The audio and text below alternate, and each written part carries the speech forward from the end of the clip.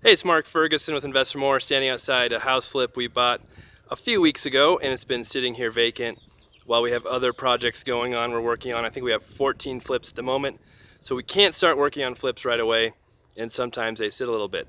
But on this video, I want to talk about our process for how we decide what to do, when to do, and how to repair the houses. We've had a few requests for this video, and this one is a pretty easy remodel, and I'll kind of show you what our plans are, what we've done so far, and how it works. And of course, check out investormore.com for more information on our flips, rentals, being an agent, all that good stuff. We have 75 flips listed on the site now with before and after videos, so a lot of good information there. All right, so I bought this one from a wholesaler for $240,000. It was in really decent shape when we bought it. Has vinyl siding, which will probably pressure wash, but don't need to do much else to it. Has newer windows, the roof's okay, and just needs minor repairs before. So the first thing we kind of do is Nikki's my project manager, will walk the house, walk around the outside, walk around the inside, kind of get an idea of what the major repairs are needed, how much we're going to do, what we're not going to do, who we're going to use, how many subs we're going to use, contractors, all that stuff. So each house is a little different. We don't have the same exact process in every house because every house is so unique and has, different repairs that are needed. On this one, we can figure out, hey, first off, we'll have our electricians come through. We'll have our plumber look at it, have the roofer, the HVAC guys see what condition all the systems are in. Is the furnace okay, right? If it's not, we'll have them go ahead and get us a bid to fix, replace it. We'll have an electrician come through and say, hey, is all the electric okay? Do we need any work there? We'll have the plumber come through. I can see sometimes if it's galvanized pipes, copper, PEX, what kind of shape it's in. Sometimes I can't. So we have them check out things, see what kind of shape everything's in, if it's good or bad. And from that point forward, we can kind of figure out a game plan. So the electrician comes through and says, hey, the whole house is knob and tube wiring. You have to rewire the whole thing. We might have to tear out a bunch of the walls. And if they're plaster, that means almost the whole house gets new sheetrock. Or if it's sheetrock, maybe we can get away with just putting some holes in the walls. It's not so bad. So that'll add to our scope of work. If we're doing new windows, sometimes we're tearing into trim, walls.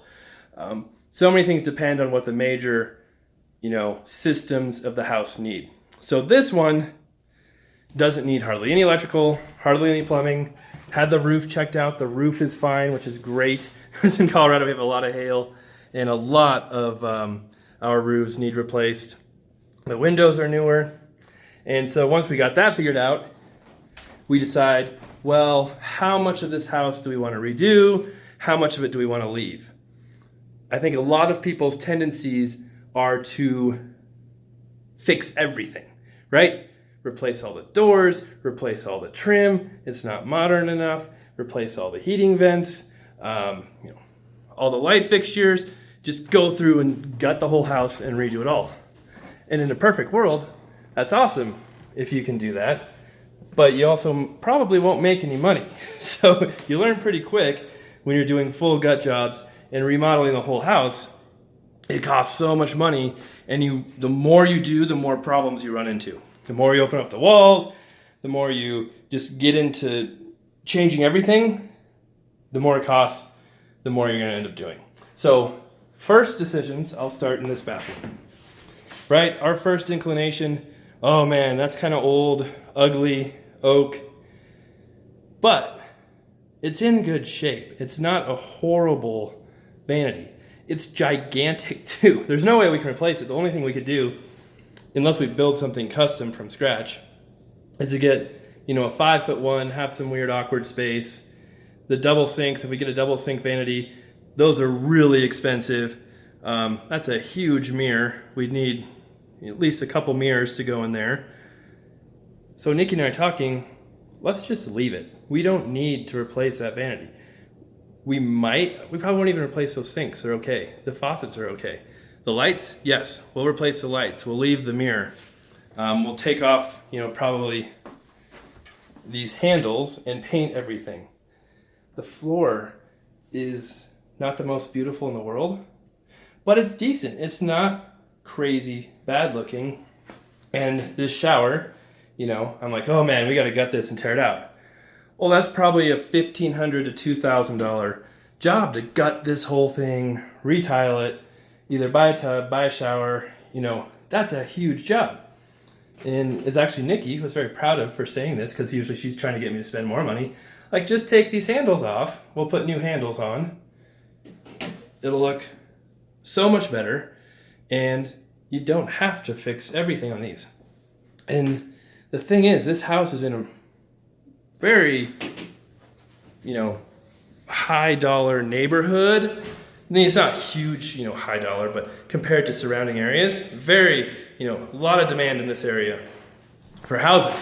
Right next to a hospital, very close to the college, right next to a really nice park.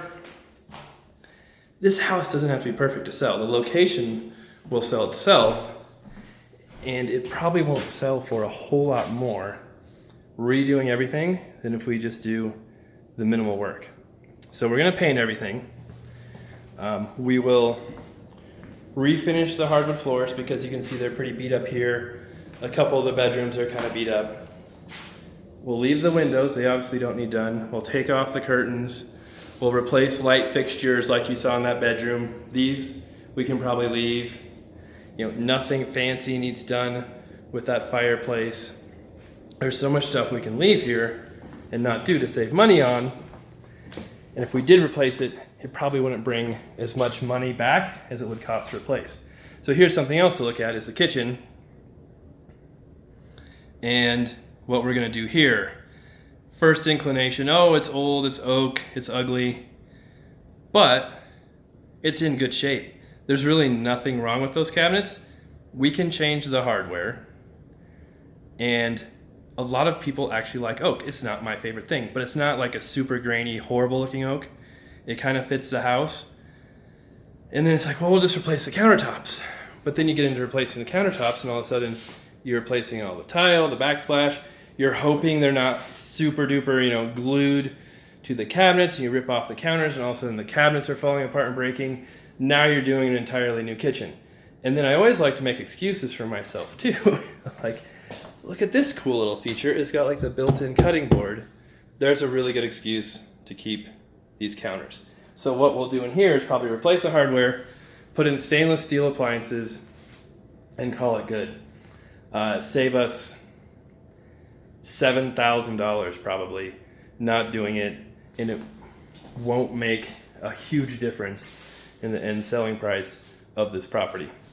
So those are some of the things we look at when we're walking through the house to decide what to fix, what not to fix. Now, if the cabinets are broken, they're really ugly, countertops are broken, then we'll replace kitchens.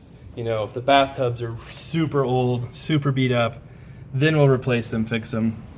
But we have to really look at, if it's worth going to all this work and time to do these things versus the money we'll get back. And that's another thing we have to consider too is, well, we have 14, 15 projects going on. One time we had 22 flips going at once. There's only so many people we have working for us. I have employees, different contractors, but we get backlogged very quickly on houses, and they'll just be sitting here for months because we can't work on them. So is it better to have your house just sitting there for months, or to do minor, quick rehabs, get them listed, keep turning them, and go that route?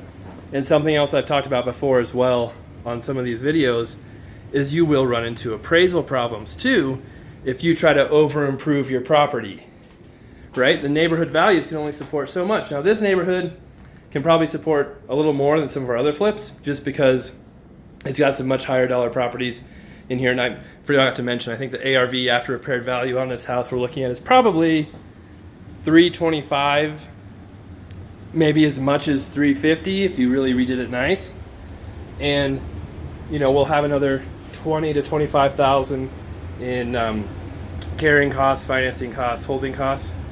So if we can do a deal quickly, that saves us on those carrying costs, financing costs, all that saves us so much more money. It's not just the repairs, it's the time as well. So I know I'm getting kind of off track in this video about the repair process versus how we schedule everything, but that's a big deal. A big part of how we schedule things, how we handle a remodel job, is the scope of work. So once Nikki and I figured out kind of what we're going to do at a house, what we're going to repair, what we're not going to repair, then we'll have, like I said, we already have our subs came in, check the heating, roof, all that stuff. We'll figure out what contractor we want to use. If it's an employee, we have 3, hopefully soon to be 4 hourly employees who just work for us. A couple of other contractors who we work, kind of on, they bid each job individually, who work with us. So we'll figure out who's opening up, who's got time to do this job soon. Get them in here, get a bid, get something scheduled for what work we want them to do.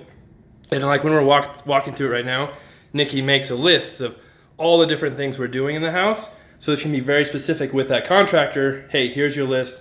Make sure you know exactly what you're doing, what you're not doing, and we can go from there. And then once we have that contractor kind of dialed in, we'll also tell them, hey, you don't need to paint this whole house, right? We have subs who can come in here who have more time than you, who are cheaper, and usually do a better job of painting. Could you come in here and paint after you're doing everything? We have drywall people who, if we need to do drywall in a house, they can come in and do that much cheaper than our contractor guys. We'll have them come in and do certain drywall.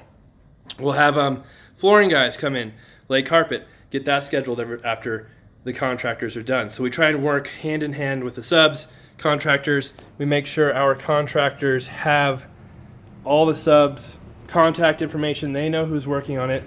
And they talk to each other about, hey, I'm going to be ready for flooring this date. I'm going to be ready for paint at this date. We're going to need sheetrock or framing done on this date, so that everybody's on the same page, knows when they'll be needed, and that helps keep people on a schedule as well. Now, while that's going on, I guess I forgot one step.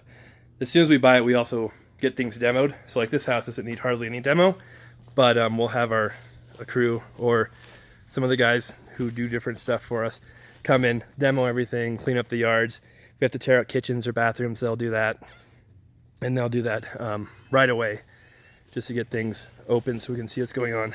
But while the work's going on, while the contractors are working with the subs, we're stopping by every week, sometimes more, to check on things, make sure it's done right, make sure everything's progressing as it should. If they have any questions, concerns, we're there to tell them what to do. Makes the process go much smoother, keeps everybody on the same page.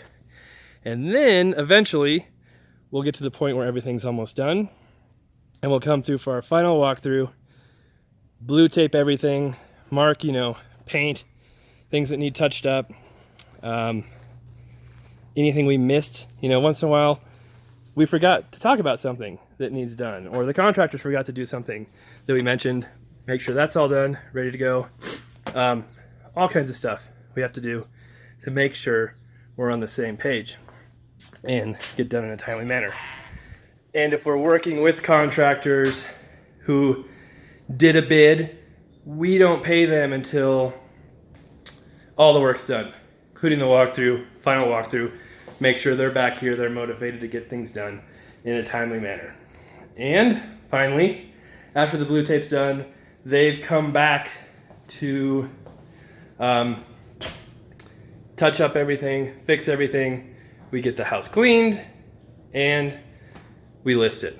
So that's the basic process of how we handle managing so many properties. Nikki also is in communication with the contractors directly. That's not my job. She's managing the subs, scheduling contractors, scheduling subs, picking out all the fixtures, hardware, anything design-wise at Home Depot, she'll pick it out. Contractors have text to confirm with Home Depot with their pro account so they can go buy stuff. If they need doors or building supplies, they go to Home Depot. They buy them, but they charge it to us. We pay for all the materials. Great system there. And then, you know, Nikki is in control of most of the whole project. That's her title, and project manager. And then I kind of oversee that as well. And she's also doing most of the design choices on things too, with some feedback from the contractors, but we don't give them too much opportunity to pick light fixtures or hardware or flooring or tile. That's us doing all of that as well. Okay, so that's kind of the process we go through.